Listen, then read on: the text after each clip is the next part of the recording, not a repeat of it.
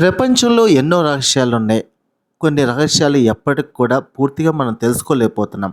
కొన్ని విశ్లేషణ వచ్చినప్పటికీ తెలుసుకోలేని రహస్యాల్లో బెర్ముడా ట్రయాంగిల్ ఒకటి. దీని మీదుగా వెళ్ళిన ఏ షిప్పు, విమానం తిరిగి రావట్లేదనేది వాదన. 1948 డిసెంబర్ 28న బయలుదేరిన డగ్లస్ DC-3 అనే విమానం మియామికి చేరవలసి ఉంది. సాన్ జువాన్ పోర్ట్రికో నుంచి బయలుదేరాల్సిన విమానం మియామి వెళ్ళవలసి ఉంది. కానీ అది తన గమ్యస్థానాన్ని చేరుకోలేదు. అందులో ఉన్న 32 మంది మరియు ఎయిర్ క్రాఫ్ట్ తిరిగి ఎప్పటికీ కనబడలేదు.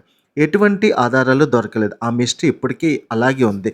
అంతేకాకుండా HMS Atlanta, Carroll Deering, Flight 19, Star Tiger and Star Ariel, Connemara 4, KC-135 ఇలాంటి ఎన్నో విమానాలు, షిప్పులు ఆ ప్రాంతం మీదుగా వెళ్ళి తిరిగి రాలేకపోయాయి.